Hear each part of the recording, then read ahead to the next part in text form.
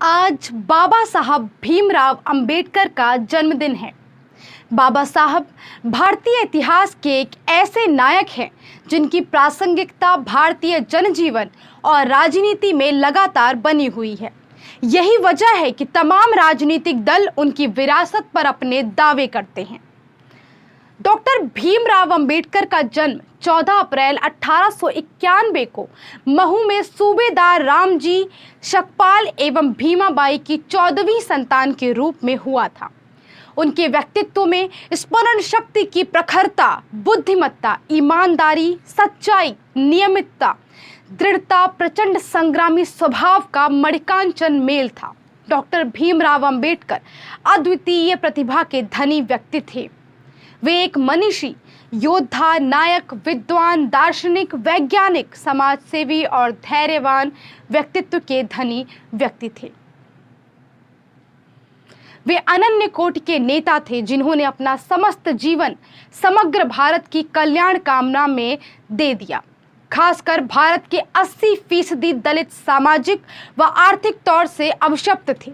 उन्हें अभिशाप से मुक्ति दिलाना ही डॉक्टर अंबेडकर के जीवन का संकल्प था।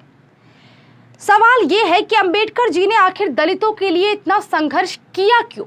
मात्र इसलिए क्योंकि वे खुद एक दलित थे, या सच में दलितों की स्थिति इतनी दयनीय थी? आइए आपको उन्हीं दलितों की एक कहानी सुनाते हैं जिससे आप महसूस कर पाएं इस वर्ग का दर्द, उसकी बेबसी और दुश्वारियां। अदम गोंडवी द्वारा लिखी यह कविता आपको वाकई में सोचने पर मजबूर कर देगी कि दलितों की स्थिति और बाबा साहब के दलितों के लिए काम आखिर जरूरी थे या नहीं। कविता एक दलित युवती की कहानी है जिसे सवर्णों के अत्याचार का शिकार होने के बाद भी हमारा सामाजिक ढांचा न्याय नहीं दिला पाता। आइए एक कड़वे सच से रूबरू हूं। इस कविता को आप महसूस करिएगा, उसकी दुश्वारियों को भी महसूस कर। इस कविता की एक एक पंक्तियों के साथ साथ वहां की हर हालात को आप महसूस करिएगा। इस कविता का नाम है मैं चमारों की गली तक ले चलूंगा आपको। आइए महसूस करिए जिंदगी के ताप को, मैं चमारों की गली तक ले चलूंगा आपको।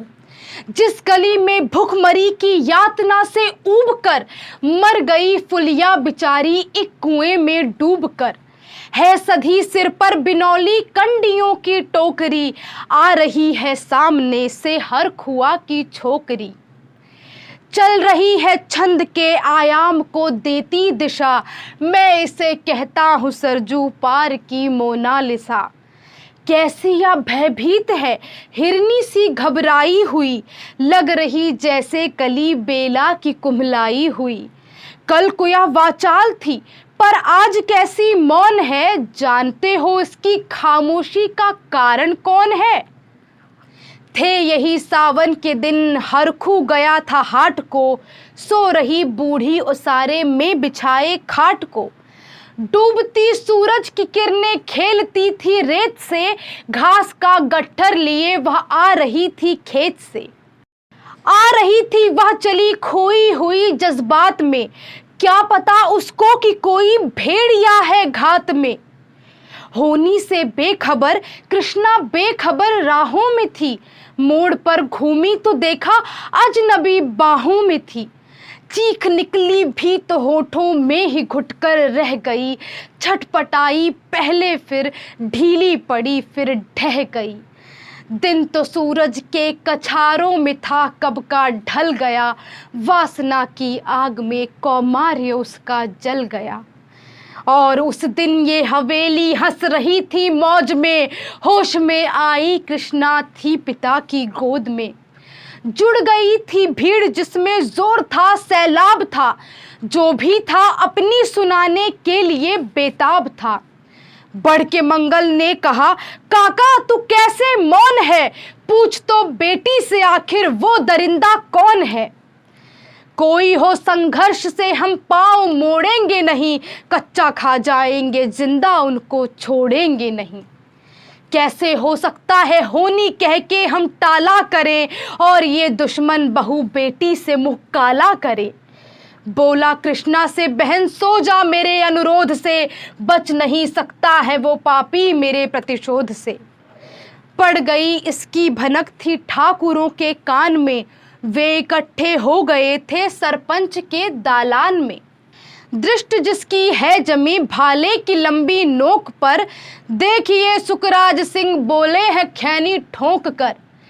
क्या कहे सरपंच भाई क्या जमाना आ गया, कल तलक जो पांव के नीचे था रुतबा पा गया। कहती है सरकार की आपस मिलजुल कर रहो, सुअर के बच्चों को अब कोरी नहीं हरिजन कहो। देखिए ना यह जो कृष्णा है चमारों के यहाँ, पड़ गया है सीप का मोती गंवारों के यहाँ। जैसे बरसाती नदी अलहड़ नशे में चूर है, हाथ ना पुट्ठे पे रखने देती है मगरूर है। भेजता भी है नहीं ससुराल इसको हर खुआ, फिर कोई बाहों में इसको भींच ले तो क्या हुआ। आज सरजू पार अपने श्याम से टकरा गई, जाने अनजाने वो लज्जत जिंदगी की पा गई। वो तो मंगल देखता था बात आगे बढ़ गई, वरना वह मर्दूद इन बातों को कहने से रही। जानते हैं आप मंगल एक ही मक्कार है, हर खू उसकी शह पे थाने जाने को तैयार है। कल सुबह गर्दन अगर नपती है बेटे बाप की, गांव की गलियों में क्या इज्जत रहेगी आपकी। बात का लहजा था ऐसा ताव सबको आ गया, हाथ मूंछों पर गए माहौल भी सन्ना गया। क्षणिक आवेश जिसमें हर युवा तैमूर था, हाँ मगर होनी को तो कुछ और ही मंजूर था। रात जो आया न अब तूफान वह पुरजोर था, भोर होते ही वहाँ का दृश्य बिल्कुल और था। सिर पे टोपी बेत की लाठी संभाले हाथ में, 1 दर्जन थे सिपाही ठाकुरों के साथ में। घेर कर बस्ती कहा हल्के के थानेदार ने, जिसका मंगल नाम हो वह व्यक्ति आए सामने। निकला मंगल झोपड़ी का पल्ला थोड़ा खोलकर, एक सिपाही ने तभी लाठी चलाई दौड़कर। गिर पड़ा मंगल तो माथा बूट से टकरा गया, सुन पड़ा फिर माल वो चोरी का तूने क्या किया। कैसी चोरी माल कैसा, उसने जैसे ही कहा एक लाठी फिर पड़ी, बस होश फिर जाता रहा। होश खोकर वह पड़ा था झोपड़ी के द्वार पर, ठाकुरों से फिर कहा दरोगा ने ललकार कर, मेरा मुंह क्या देखते हो, इसके मुंह में थूक दो, आग लाओ और इसकी झोपड़ी भी फूंक दो। और फिर प्रतिशोध की आंधी वहाँ चलने लगी, बेसहारा निर्बलों की झोपड़ी जलने लगी। दुधमुहा बच्चा व बूढ़ा जो वहाँ खेड़े में था, वह अभागा दीन हिंसक भीड़ के घेरे में था। घर को जलते देखकर वे होश को खोने लगे, कुछ तो मन ही मन मगर कुछ जोर से रोने लगे। कह दो इन कुत्तों के पिल्लों से कि इतराए नहीं, हुक्म जब तक मैं न दूं कोई कहीं जाए नहीं। यह दरोगा जी थे मुंह से शब्द झड़ते फूल से, आ रहे थे ठेलते लोगों को अपने रूल से। फिर दहाड़े इनको डंडों से सुधारा जाएगा, ठाकुरों से जो भी टकराया वो मारा जाएगा। एक सिपाही ने कहा साइकिल किधर को मोड़ दें, होश में आया नहीं मंगल कहो तो छोड़ दें। बोला थानेदार मुर्गे की तरह मत बांग दो, होश में आया नहीं तो लाठियों पर टांग लो। ये समझते हैं कि ठाकुर से उलझना खेल है, ऐसे पाजी का ठिकाना घर नहीं है जेल है। पूछते रहते हैं मुझसे लोग अक्सर यह सवाल, कैसा है कहिए न सरजू पार की कृष्णा का हाल। उनकी उत्सुकता की शहरी नग्नता के ज्वार को, सड़ रहे जनतंत्र के मक्कार पैरोकार को, धर्म संस्कृति और नैतिकता के ठेकेदार को, प्रांत के मंत्री गणों को और केंद्र की सरकार को मैं निमंत्रण दे रहा हूँ, आए मेरे गांव में, तट पे नदियों के घनी अमराइयों की छाँव में। गांव जिसमें आज पांचाली उघाड़ी जा रही, या अहिंसा की जहां पर नथ उतारी जा रही है। तरसते कितने ही मंगल लंगोटी के लिए, बेचती है जिस्म कितनी कृष्णा रोटी के लिए। इस बेहद मार्मिक कविता को सुनने के बाद शायद कुछ भी बयां करना ज़रूरी नहीं है।